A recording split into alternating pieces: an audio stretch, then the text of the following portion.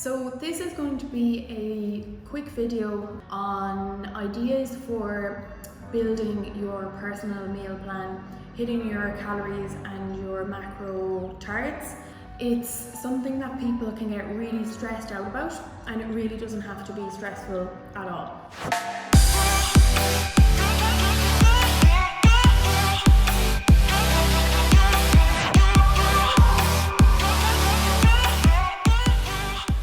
First, everyone's macros and calories will be different. I've calculated them based on body weight, by looking at your photos, seeing your body composition, and then also in line with your goals. A lot of the time when people are building their meal plan, it might seem that your protein target is under or your calories are under, and you're struggling to come up with ideas for reaching your calorie and macro targets. When you get your calorie and macro targets, you enter those into MyFitnessPal, and the main thing is that you need to put in your calories first, and after that it will ask you for the percentages for making up 100% of protein, fats and carbs.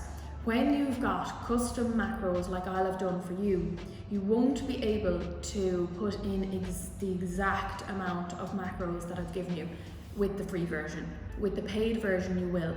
But really you don't need the paid version, because all you need to do is put in the percentages as close as possible, and they will be fairly close to the macro targets I've given you, and save them. Because it's not the goal settings that really matter, it's your daily totals when you're checking your food diary. So after you've set it, you've put in your macro and calorie goals into MyFitnessPal, the best way to plan is put in things that you eat on a daily basis. So for example, I would usually have 2 eggs, 2 whole eggs, 3 whites. I'll have 2 slices of multigrain toast. I'll have butter.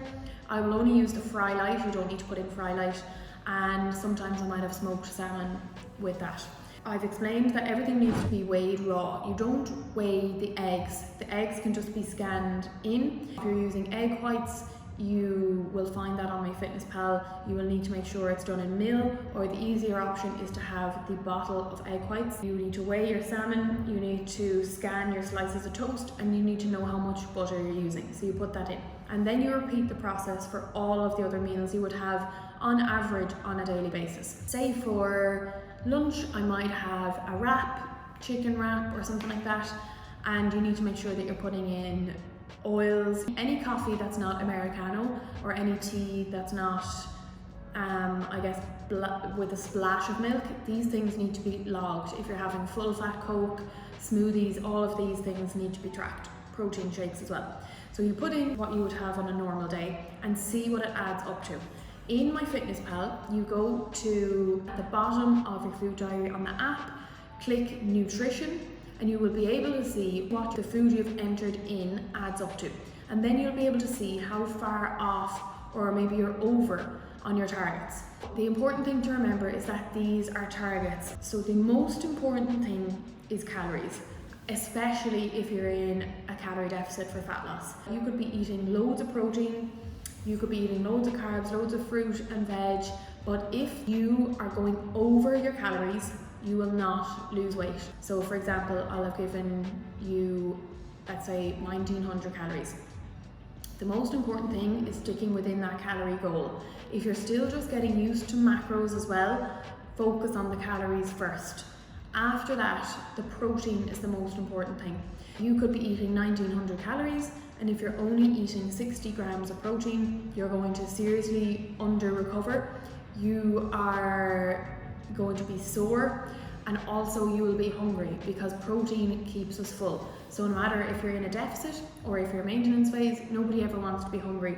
And what helps with that is protein. Also veg and fiber, but protein is actually helping you burn calories, because protein has a higher thermic effect. So essentially it takes your body more energy to break down protein than it does with a carb or a fat. So you're actually burning more by your body trying to break down protein. So if you are way under with your protein and maybe your calories, or maybe you're close to your calories but your protein is low and your fats are really high, you need to have a look at the food selections. And the best way to do that is aim for a serving of protein with every meal or snack. I feel like when people are thinking of protein, they only think of meat. There is so many other protein sources. You need to be thinking about beans and pulses. You can obviously include a protein powder if you're really going under, especially for veggies or vegans. A protein powder is probably going to be essential. Write down how many times you eat per day. I would eat 5 or 6 times per day. Other people might eat 3 bigger meals. So in order to get your protein up over 100 grams and closer to the macro target I've given you, you need to make sure that every time you eat, you've got protein in your diet. For example, I've just explained, maybe I have an omelette and toast, so I've got eggs there, I've got whole eggs and egg whites, that's a protein source there, and sometimes smoked salmon. My next meal might be after the gym. I might have a protein shake and a banana. Protein again there in the second one. My lunch might be a chicken wrap, fish wrap, something like that. Protein again there.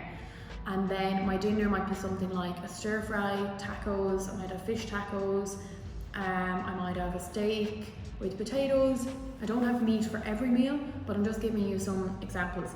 For veggies and vegans, you need to make sure that you have a lot of vegan substitutes. It's going to be really difficult for you to hit your protein target if you're not using things like Linda McCartney sausages, if you're not including things like black beans, legumes and pulses, because they will have a lot of protein as well as probably a protein powder. Other things you might not be aware of, Greek yogurt. So I would use 0% fat Greek yogurt as a sauce. So if I'm making chili sauce, I will put in chili flakes in with that and a bit of lime juice. I might make a garlic sauce with the Greek yogurt. I might put it into my wraps. Also on top of things like curries. The Greek yogurt has very high protein content, very high protein content. Make sure you're checking the back of the tub and it's not Greek style yogurt and it's 0% Greek fat, 0% fat Greek yogurt. If you've done what I've done, maybe you only have 2 poached eggs and toast, you don't have as much, you don't use the egg whites like me, you're adding in all these meals and you're still under, you need to look at the serving size of what you're eating. So you might have, like I said, the 2 eggs, you might have a piece of chicken for your lunch, you might have a piece of fish for your dinner, and you might have the Greek yogurt in the evening. If that is still under your protein target, look at the serving size, because often when I'm going through one-to-one client food diaries, I'll see that a fillet that they're putting in might be 100 grams, and you need to increase the serving size of pretty much everything in your diary. So if you had 125 grams of Greek yogurt in your diary, increase it to 200 grams or 150 grams. Same with your serving sizes of everything else, just increase them slightly. Or if you find that you're hungrier at certain meals, like for your lunch, double that portion. Because 100 grams is very small for a serving of, say, chicken. So those slight tweaks, like adding in egg whites, adding in the Greek yogurt, increasing the serving size, adding in protein powder if you need it, will help you bump up the protein total. Because if the amount of meals that you have on a daily basis is enough for you, then you don't need to think about adding in another meal. And I feel like people get very stressed about that when they're under their protein target. They're thinking, oh my God, what else am I going to eat? And you don't need to add in a meal, you just need to bump up the serving sizes of other things, and you will figure out yourself what's too much. If you've increased everything and you're stuffed after your breakfast, you'll know that you increased it by too much, and to pull back on it maybe by 50 grams the next time. The other thing is the actual macro target. So like I said, you need to be fairly close to your calories.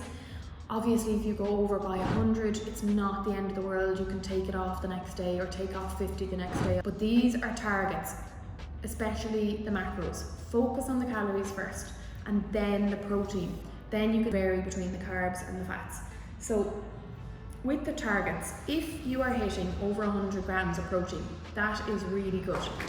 If you're not hitting 140, 150, 130 grams of protein and whatever I've given you, it's not the end of the world. It's really not going to matter if you had 120 grams of protein as a target and you only get 110 and your fat is a little over or your carbs are a little over. Nothing's going to happen. You're not going to lose all your muscle. And it's about learning what foods you need to eat in order to hit as close as possible to your calorie and macro goals as targets, and not to be so restrictive, because that's what I'm trying to teach, is that flexible dieting, you have to be flexible with your food, you also have to be flexible with your targets. Now, the best way to keep stress-free with your food plan is to plan in advance. Waking up on a Monday morning trying to plan your day of food and then realising that actually you had too much butter or cheese in your breakfast and that you're now 300 calories over that day and you're stressing about what you're going to do with the 300 extra calories, you can already understand how much frustration and stress that's going to cause. Put aside 30 minutes to an hour on a Sunday, plan out your week, and that includes 2 to 3 days worth of food. When are you going to do your workouts? Are you going to meal prep some of your food? After a week or two of planning your macros and calories, you will nearly know on the weighing scales how much everything weighs, and you're going to be getting into the habit of knowing how much you need to eat in a day and prepping it in advance. Another tip as well with weighing foods, move everything to the closest even number, or the closest 50 grams or 100 grams. If you have Greek yogurt, you put your bowl on the scales and you're measuring out Greek yogurt and it's coming up as 66 grams, just put in a tiny bit more to make it up to 75 or 100, because the numbers work better with MyFitnessPal, and it's just going to be too stressful if you're trying to weigh out really bizarre numbers. So it's all these little tips and tricks that will make things a lot easier for you and less stress and hassle. But the main thing is planning in advance. And like I said, with the calories, I'll be doing another video on what happens if you go over or under, and how to save up calories for weekends when you want a little more for drinks or a takeaway or whatever. So I hope that was helpful. I hope that made sense, and it will help you with your food and just save you time and stress.